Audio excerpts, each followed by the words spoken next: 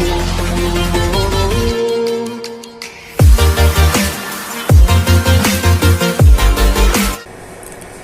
everyone, welcome to the first video of the pharmaceutical chemistry, and this is going to be a playlist. So let me tell you that before you think, oh no, chemistry is so much complex that we have to know the complex reaction, rectification of the reactions, the formulas and all. Let me stop you right there. Chemistry is not just formulas written in the board. It's like it's the language of the life. Okay, अपना जो full body है, हम जो खा रहे, जो P रहे, जो सांस ले रहे, अंदर जाके जो बाहर निकल रहा है, भाई पूरा केमिस्ट्री है. तुम खा रहे हो खाना और अंदर जाके निकल रहा है कुछ और होके, तो क्या हुआ है? उसका केमिस्ट्री, उसका मॉलिक्यूल सब कुछ चेंज हो रहा है ना. तो सिंपल अपना जो बॉडी है, हम सोचते हैं, देखते हैं, बात करते हैं, भाई full body is like a chemistry. So it's not very complex thing, man. If you break it down slowly, one by one, it will be so much easy, and it will be super fun and exciting, because this pharmaceutical chemistry that I'm going to make the videos on it basically slowly, one by one, chapter wise, on syllabus wise. So you will find out that this is not much complex than what people normally told. So let's start, and you are going to be very excited. I'm very excited, and you are going to be excited on what is going to happen. Think about this: the medicine that cures a headache, the antibiotics that saves a life, and even the sunscreen that we apply in our face basically. It's all possible because of chemistry. And मैं एक बात बताना चाहता हूँ कि तुम लोग सोचते हो, मतलब तुम लोग नहीं, सभी सोचते हैं कि केमिस्ट्री, जो ऑर्गेनिक केमिस्ट्री पीपल है, जब जो एमएससी कर रहे हैं, प्योर एमएससी कर रहे हैं, सब काम जो मेडिसिन बना सकते हैं, जो प्योर रिसर्च मेडिसिन का वर्क होता है, वो सारे वो लोग करते नहीं हैं. वो लोग मेडिसिनल केमिस्ट्री जो पढ़ते हैं वो लोग ही करते हैं. और we are doing medicinal chemistry in the pharmaceutical area. So you know that this pharmaceutical field, organic chemistry is the heart and soul. Without it, we wouldn't have been the tools to design and to create life-saving drugs. Okay. Chemistry is just a flow of electrons. Okay. So electron क्या होता है? अपने बाप का सभी को electron पता है. सो इलेक्ट्रॉन जो केमिस्ट्री, जो रिएक्शन चल रहा है, जो रिएक्शन हो रहा है, क्यों रिएक्शन एक हो रहा है, क्यों चल रहा है, ये सब कुछ डिपेंड करता है इलेक्ट्रॉन के फ्लो पे. अगर आप पुश कर को इलेक्ट्रॉन सही डायरेक्शन पे, आप know you know the logic behind the pushing of the electrons in the right direction, then you can do any reactions easily, you can find everything easier. और ये जो केमिकल मॉलिक्यूल्स है ना, ये सब कुछ स्टेबिलिटी चाहिए. लाइफ में सभी को स्टेबिलिटी चाहिए. तुम्हें चाहिए, मुझे स्टेबिलिटी चाहिए, तुम्हें चाहिए. ऐसे ही मॉलिक्यूल्स को भी स्टेबिलिटी चाहिए होता है. They all try to find their stability in some way, in logical way basically.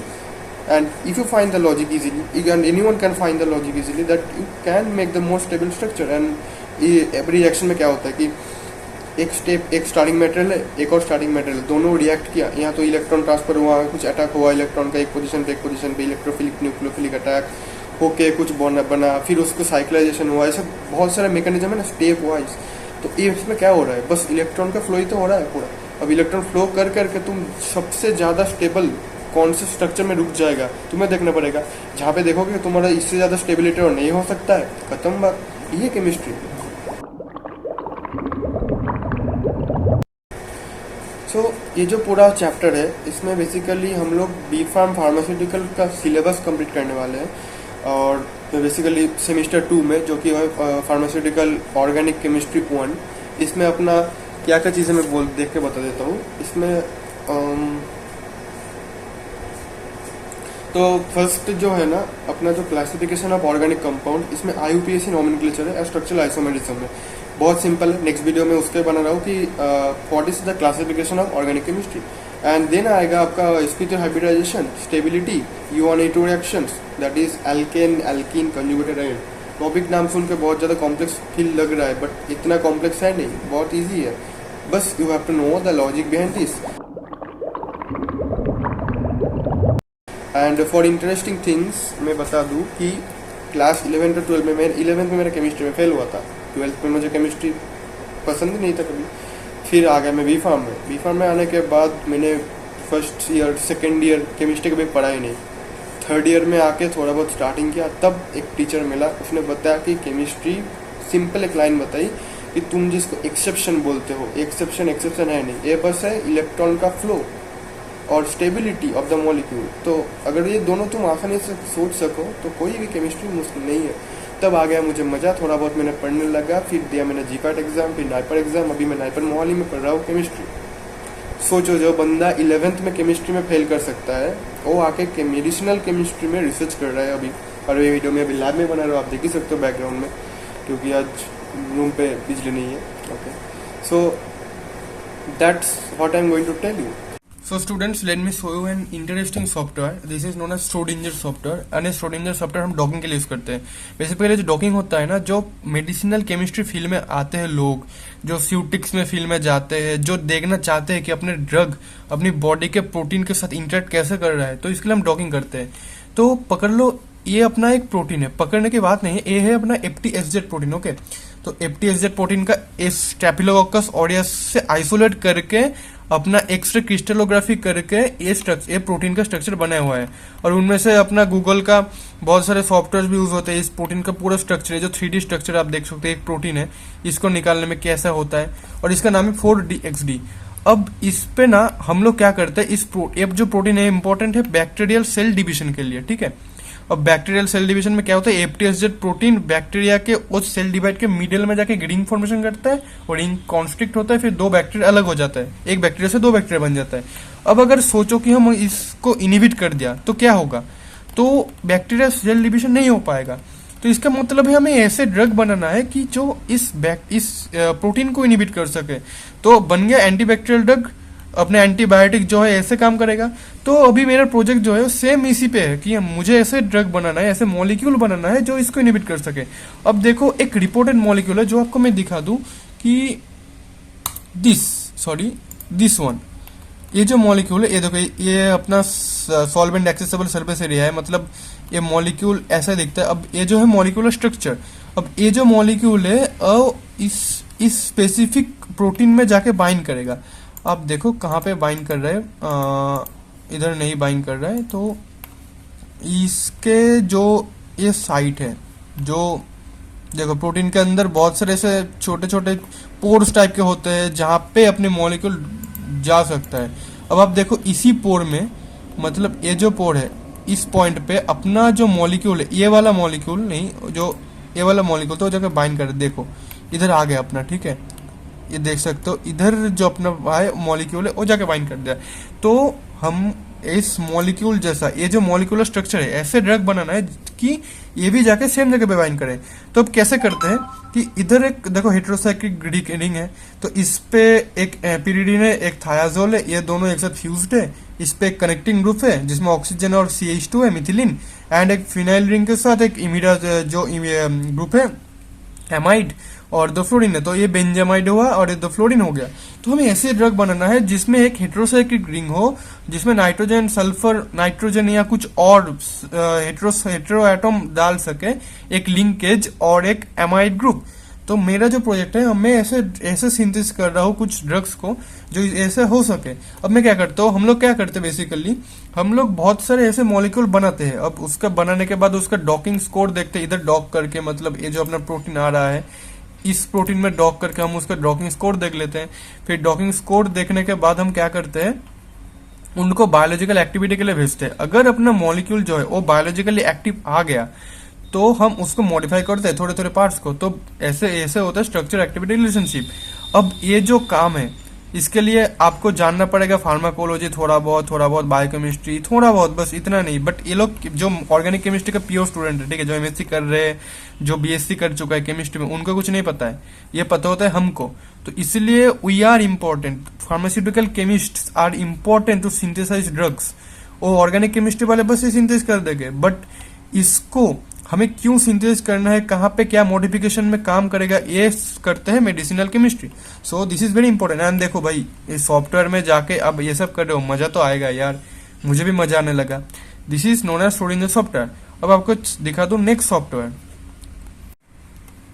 So students, this software is known as Gaussian software. अब गॉसियन सॉफ्टवेयर इंपॉर्टेंट क्यों है, ये जो मॉलिक्यूल आप देख रहे हो, ठीक है, इस मॉलिक्यूल को, अपना जो मॉलिक्यूल है वो स्ट्रक्चर हम बनाते हैं, बट वो स्ट्रक्चर आप, ये जो हाइड्रोजन है, ये देखो एक हाइड्रोजन है, एक कार्बन है, एक हाइड्रोजन है, ये सारे एक दूसरे के ऊपर स्टेरिक इफेक्ट देता है। अब स्टेरिक इफेक्ट क्या है ये हम लोग पढ़ने वाले सामने। इस ऐसा समझ लो कि ये बंदा इस बंदे को पसंद नहीं करता, तो एक दूसरे को ऐसे पुश करेगा एक दूसरे को, ठीक है, तो ये एक जगह स्टेबल नहीं रहेगा। तो अपना मॉलिक्यूल बहुत अनस्टेबल रहता है, ऐसे घूमते रहता है कुछ भी। ये जो ये देखो CH मतलब सी स्त्री ग्रुप ऐसे बहुत तेजी से घूमते रहता है, इधर उधर मूव करता है। बट एक करने के बाद भी उसका एक स्टेबल स्ट्रक्चर तो होना चाहिए ना, जो इसका सबसे ज्यादा प्रीफरेबल स्ट्रक्चर होता है। तो ये हमें तो नहीं पता क्योंकि मॉलिक्यूल किस में जा रहा है, तो इसके लिए हम लोग इस्तेमाल करते हैं सॉफ्टवेयर की, आर्टिफिशियल इंटेलिजेंस की। इसके लिए एक सॉफ्टवेयर होता है जिसका नाम है गॉसियन।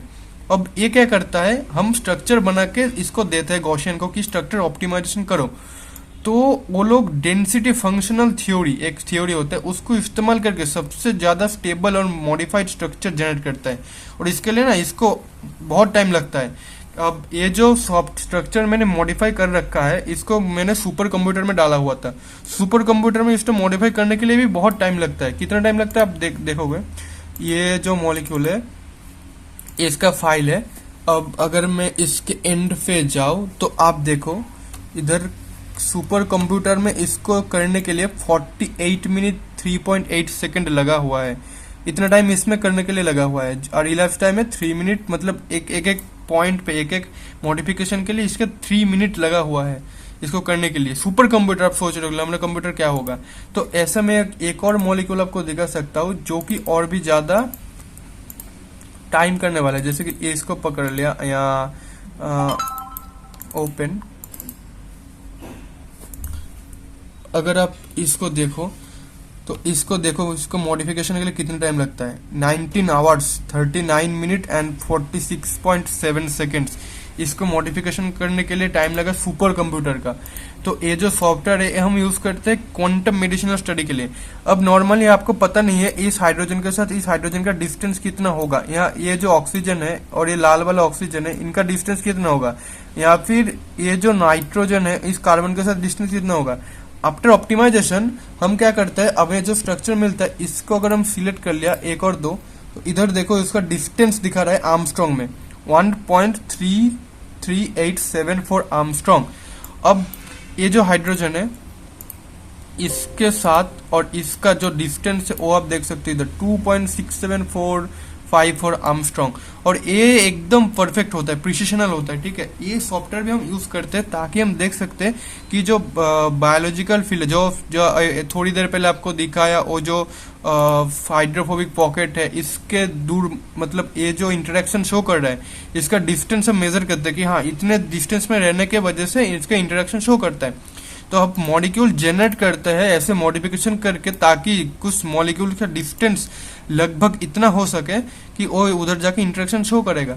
तो this is one of the best software I like actually for generating any molecule. अब ये जो मॉलिक्यूल जो जनरेट होकर स्टेबलाइज स्ट्रक्चर होकर रखा है इसको बोलते हैं क्वांटम केमिस्ट्री। तो हम लोग इधर क्वांटम केमिस्ट्री भी स्टडी करते हैं मेडिसिनल फील्ड में, जिसका नाम बोलते हैं क्वांटम मेडिसिनल केमिस्ट्री।